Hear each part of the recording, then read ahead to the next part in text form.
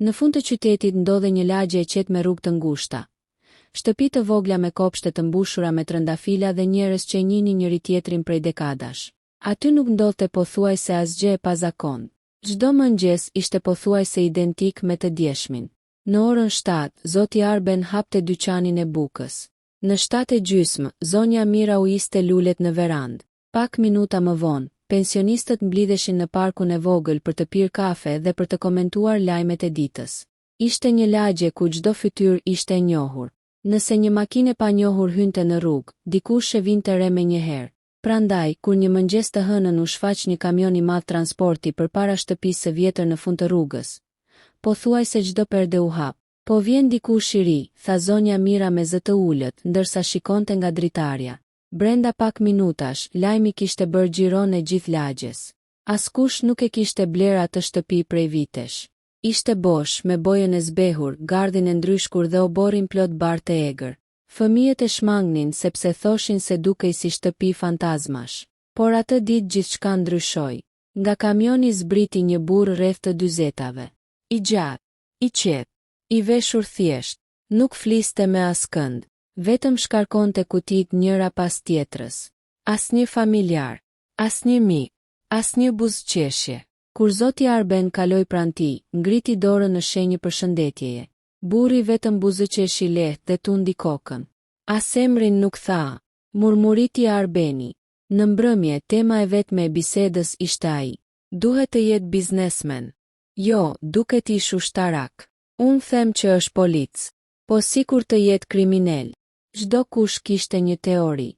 Vetëm një person nuk tha asgjë. Ishte Elira, mësuesja e lagjes. Po e paragjykoni pa e njohur, tha ajo me qetësi. Të tjerët qeshën. Do ta shohësh. Ditët kaluan. Burri vazhdonte të jetonte në heshtje. Dilte herët, kthehej vonë, pastronte oborin, rregullonte gardhin, mbillte pemë, nuk shqetësonte askënd, por kjo heshtje në vend që t'i qetësonte banorët i bënte edhe më dyshues. Njerëzit normal flasin. Ai nuk flet, ka diçka që nuk shkon. Një pasdite, topi i disa fëmijëve përfundoi në oborin e tij. Të vegjëlit u ndalën. Asnjëri nuk guxonte të hynte. Burri e mori topin. Për një moment të gjithë menduan se do t'i qortonte. Por ai buzëqeshi. Ja ku e keni. Madje u dha edhe disa çokolata që kishte në shtëpi. Fëmijët u kthyen në shtëpi të lumtur. Por prindërit reaguan ndryshe. Kush i merr dhurata nga një i panjohur? Herën tjetër mos shkoni. Edhe një gjest i mirë u kthye në burim dyshimi. Një javë më vonë, lagjen e goditi një stuhi e fortë. Era rrëzoi deg pemësh. Shkputi kablo. Në mesnat u dëgjua një britm. Ndihmë. Ishte zonja Mira. Ajo kishte rëshitur në shkallët e jashtme dhe nuk mund të ngrihej. Shumë njerëz ndezën dritat.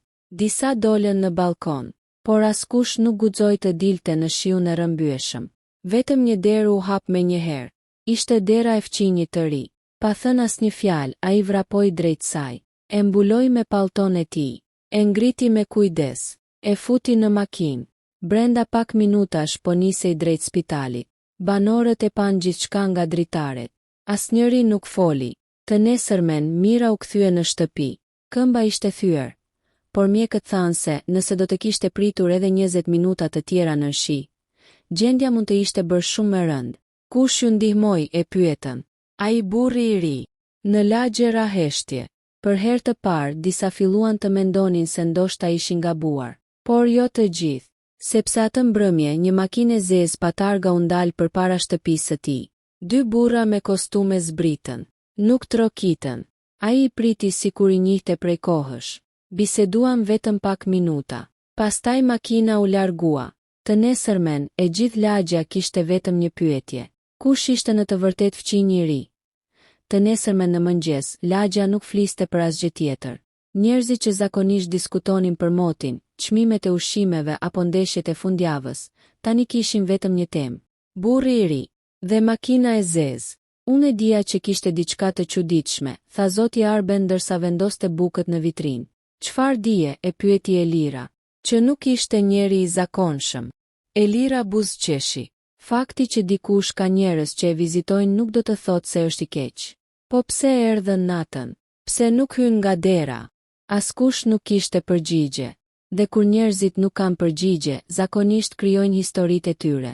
Emri i fqinjit të ri ishte Daniel. Këtë mësuam vetëm disa ditë më vonë, kur ai shkoi në dyqanin e Arbenit për të bler bukë. 2 bukë, ju lutem. Ishte hera e parë që ai kishte bërë një bisedë më shumë se disa sekonda. Je vendosur mirë këtu, pyeti Arbeni. Po, është një vend i qetë. Ke familje? Danieli heshti për një moment. Ishte vetëm një sekond, por Arbeni e vuri re. Jo, tha ai më në fund. Vetëm kaq. Asnjë shpjegim, asnjë detaj. Dhe kjo mjaftoi që thashe themet të fillonin përsëri. Nuk ka familje.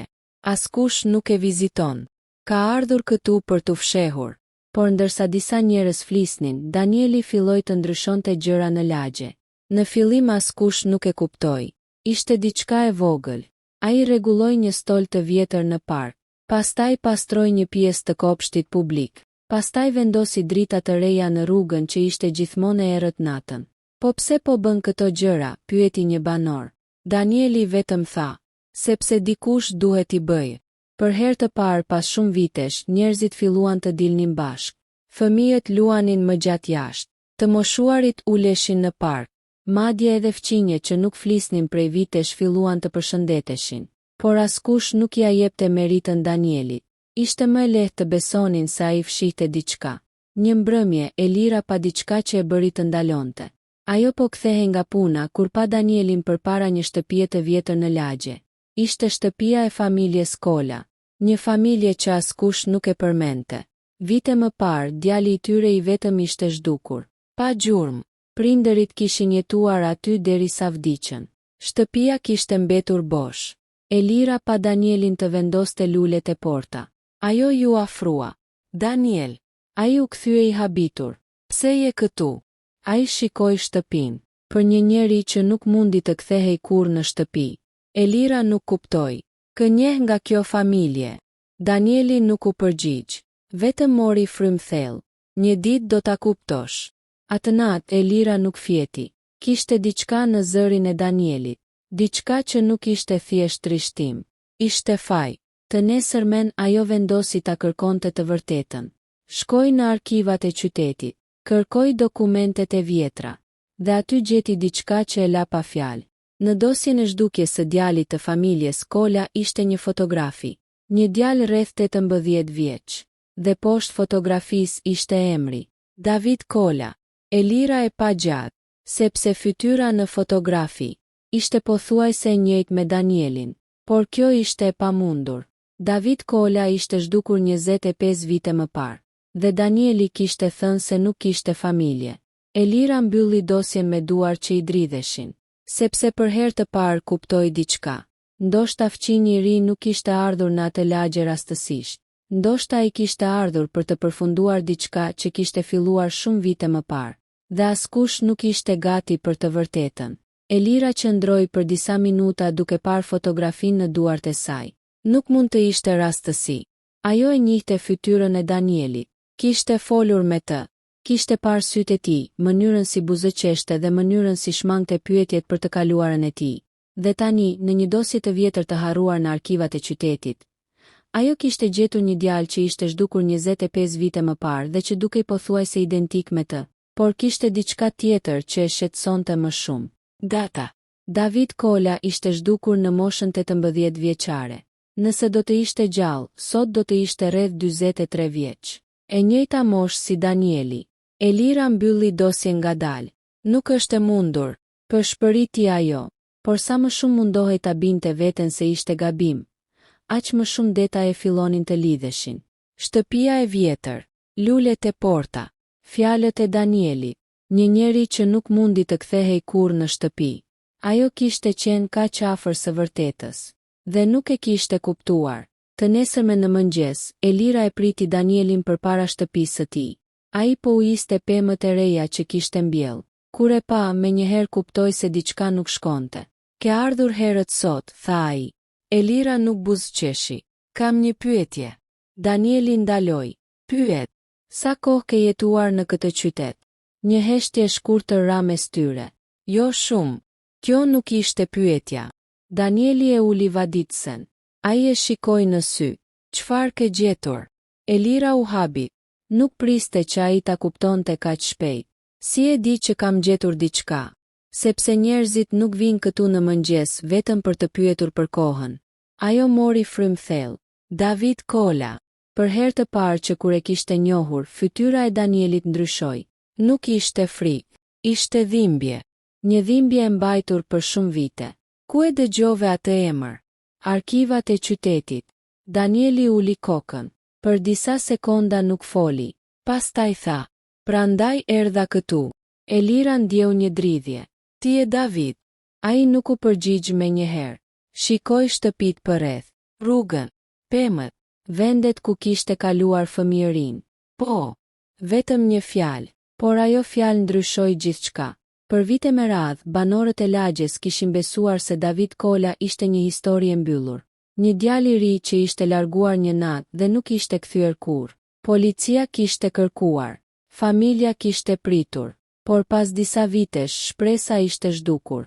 Prindërit e tij kishin vdekur duke mos e ditur kurrë se çfarë kishte ndodhur me djalin e tyre.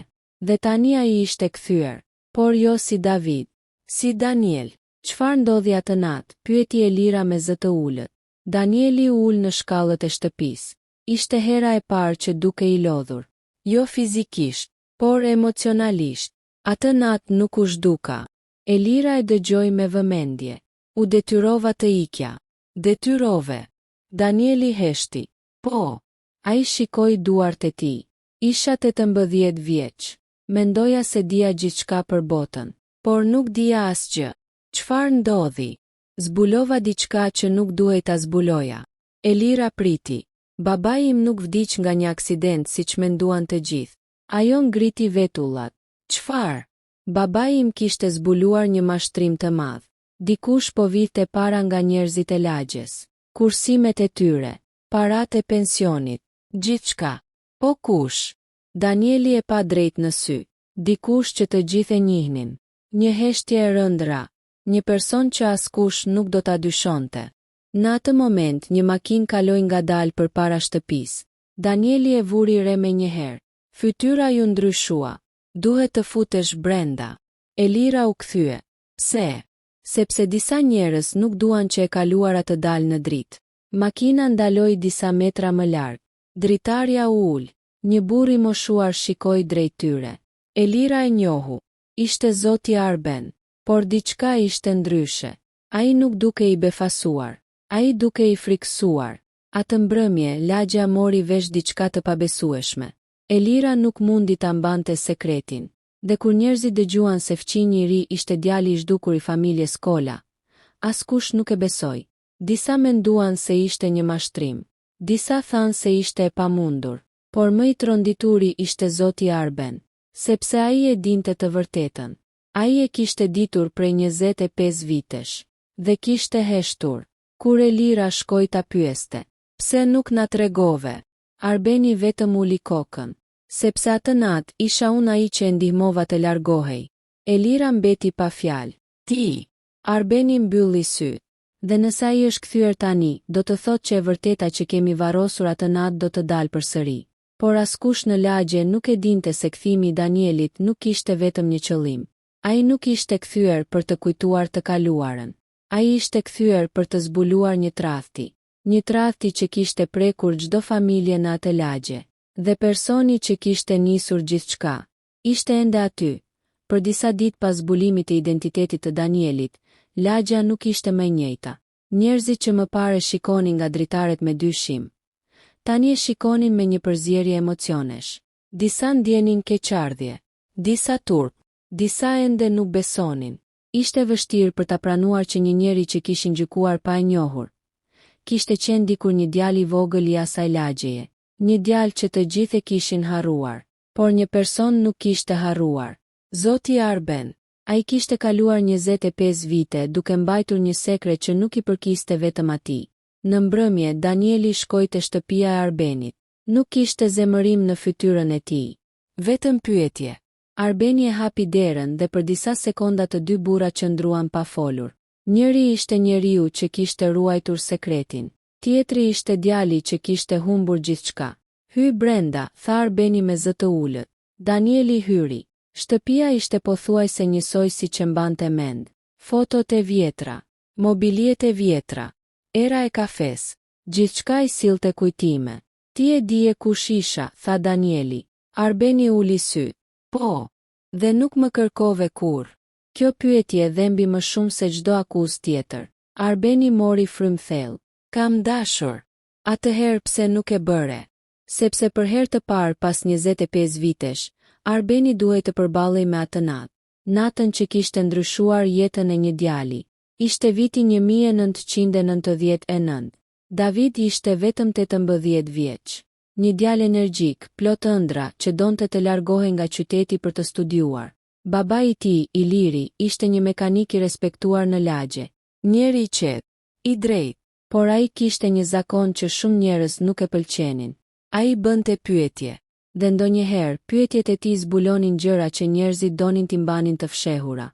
Në atë kohë, disa familje të lagjes kishin filluar të kishin probleme me parat. Kursimet zhdukeshin.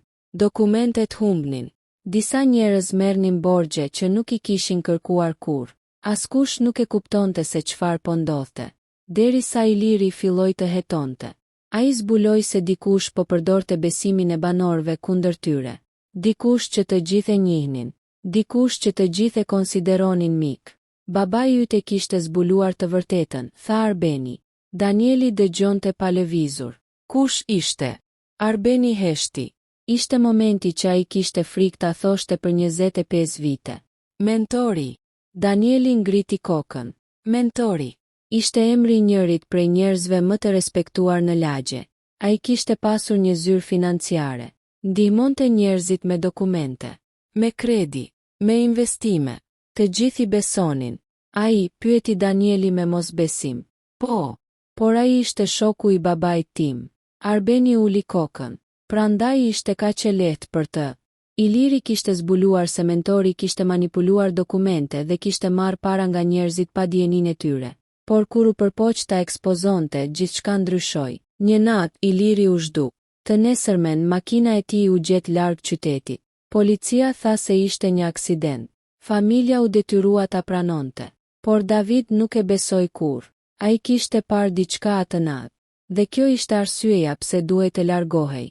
Çfarë pe? Pyeti Elira, e cila kishte ardhur pa u vënë re. Danieli dhe Arbeni u kthyen. Për disa sekonda askush nuk foli. Pastaj Danieli tha. Atë natë pash baban tim duke u përballur me mentorin. Elira mbajti frymën. Pastaj pash diçka që nuk do ta harroj kurrë. Ai mbylli syt. Mentori nuk ishte vetëm. Në atë moment telefoni I Danielit ra. Një mesazh, vetëm disa fjalë, por ato mjaftuan që fytyra e tij të ndryshonte. Ti nuk duhej të ktheheshe kurrë. Ai ja tregoi telefonin Elirës. Ajo u zbe. Kush e dërgoi? Danieli nuk u përgjigj, sepse e dinte. Pas 25 vitesh, dikush tjetër e kishte kuptuar se ai ishte kthyer. Dhe ai person ishte gati të bënte gjithçka për ta ndaluar. Të nesërmen në mëngjes, banorët e lagjes u zgjuan me një lajm të papritur. Shtëpia e vjetër e mentorit ishte bosh. Ai ishte zhdukur, por në derën e tij ishte lënë vetëm një zarf. Brenda kishte një fotografi të vjetër. Një fotografi nga nata kur David Kola ishte zhdukur. Dhe në prapasken të fotografisë, dukej një person tjetër. Dikush që të gjithë në lagje e njihnin. Dikush që askush nuk do ta kishte menduar. Fotografia që u gjet në derën e shtëpisë së mentorit kaloi nga dora në dorë. Askush nuk fliste. Ishte një nga ato momente kur një lagje e tërë ndalon së marrë frymë. Në fotografi ishte nata kur David Kola ishte zhdukur. Në cep të rrugës dukej makina e babait të tij. Pranë saj ishte mentori, por personi që I bëri të gjithë të ngrinin syt ishte dikush tjetër. Zoti Arben. Për disa sekonda askush nuk tha asnjë fjalë. Pastaj dikush përshpëriti. Arbeni ishte aty atë natë. Lajmi u përhap më shpejt se çdo thashethem tjetër. Njeriu që të gjithë e kishin konsideruar të mirë dhe të drejtë, tani ishte në ndyshim. Danieli nuk donte të besonte. Pavarësisht gjithçkaje, Arbeni ishte njeriu që e kishte ndihmuar atë natë. Ishte njeriu që e kishte shpëtuar. Por fotografia ishte aty. E vërteta dukej ndryshe. Ai shkoi menjëherë te shtëpia e Arbenit. Kur plaku hapi derën, nuk u habit, sikur e kishte pritur këtë moment prej vitesh. Ti e pe fotografin, tha ai. Danieli e shikoi me dhimbje. Pse nuk më the? Arbeni uli kokën. Sepse kisha frikë. Frikë nga kush? Jo nga mentori. Ai ngriti syt. Frikë nga e vërteta. Arbeni e ftoi të hynte. Për herë të fundit, ai vendosi të tregonte gjithçka. Atë natë, 25 vite më parë, ai nuk kishte qenë bashkpunëtor i mentorit. Ai kishte qenë dëshmitar. Iliri, baba i Davidit, e kishte telefonuar atë pak para se të zhdukej. I kishte thënë se kishte zbuluar diçka të madhe. Kam prova, i kishte thënë. Duhet të flas me dikë që mund t'i besoj. Dhe ai person ishte Arbeni. Kur Arbeni kishte shkuar në vendin ku Iliri e kishte thirrur, ai kishte parë mentorin duke u larguar, por nuk kishte parë vetëm atë. Kishte parë edhe Davidin, djalin 18 vjeçar, i friksuar, i hutuar, dhe me një vendim që do ta ndryshonte jetën e tij. Ti nuk u zhduke atë natë, tha Arbeni. Danieli heshti. Ti ike. Po, kjo ishte e vërteta. David nuk ishte marrë, nuk ishte vrarë. Ai kishte ikur vetë, sepse kishte kuptuar se njerëzit më të afërt me të mund të ishin të rrezikshëm. Atë natë, ai kishte dëgjuar mentorin të kërcënonte baban e tij, dhe kur pa që baba i tij nuk do të dorëzohej, ai u trem. Arbeni e kishte gjetur duke u fshehur pranë rrugës. Unë do të kthehem, i kishte thënë David atëherë, por Arbeni e kishte bindur të largohej. Je vetëm 18 vjeç. Ata do të gjejnë. Duhet të jetosh. Dhe David kishte ikur. Por pse nuk i tregove askujt, pyeti Danieli. Arbeni mori frymë thellë. Sepse mentori më kërcënoi. Ai tregoi se për vite me radhë kishte jetuar me frikë. Mentori kishte pushtet, kishte para, kishte njerëz që e mbronin. Dhe çdo herë që Arbeni mendonte të fliste, ai kujtonte një fjali. Nëse flet, do të humbasësh gjithçka. Dhe ai heshti. Një heshtje që zgjati 25 vite. Por tani ishte ndryshe, sepse Danieli ishte kthyer, dhe nuk kishte më asgjë për të humbur. Bashkë me Elirën, ata filluan të kërkonin prova. Gjetën dokumente të vjetra, regjistrime, dëshmi nga njerëz që kishin heshtur për vite. Dalë ngadalë, maska e mentorit filloi të binte. Njeriu që të gjithë kishin respektuar ishte zbuluar. Ai nuk ishte një ndihmës, nuk ishte një mik. Ishte njeriu që kishte shkatëruar jetët e shumë familjeve. Disa javë më vonë, mentori u gjet. Nuk ishte larguar nga qyteti. Ishte fshehur në një shtëpi të vjetër jashtë tij. Kur policia e arrestoi, ai nuk dukej më si njeriu i fuqishëm që të gjithë njihnin. Ishte vetëm një burr që kishte kaluar gjithë jetën duke ikur nga e vërteta. Pas shumë vitesh, emri i familjes Kola u pastrua. Njerëzit e lagjes filluan të kërkonin falje. Për dyshimet, për gjykimet, për mënyrën si kishin harruar një djalë që dikur ishte rritur mes tyre. Por personi që ndryshoi më shumë ishte Danieli. Ai nuk u largua, qëndroi në lagje, rregulloi shtëpinë e vjetër të prindërve. Mbolli përsëri pemët që babai i tij kishte mbjell dikur. Dhe çdo mëngjes, ai ecste në të njëjtën rrugë ku kishte luajtur si fëmijë. Një vit më vonë, lagja ishte krejt ndryshe. Parku ishte plot me fëmijë. Njerëzit hanin darka bashk. Askush nuk mbyllej më pas dyerve. Dhe shtëpia e vjetër që dikur duke e braktisur, tani ishte vendi ku njerëzit mblidheshin. Një mbrëmje, Elira e pyeti Danielin. A pendohesh që u ktheve? Ai shikoi rrugën, atë rrugë ku dikur ishte larguar si një djalë i friksuar, dhe ku ishte kthyer si një burr që kishte sjellë të vërtetën. Jo, ai buzëqeshi, sepse ndonjëherë duhet të largohesh për shumë vite, që të kuptosh ku është shtëpia jote e vërtet. Dhe kështu fqi një ri që të gjithë e dyshuan. Ishte pikërisht personi që ajo lagje kishte pasur më shumë nevojë.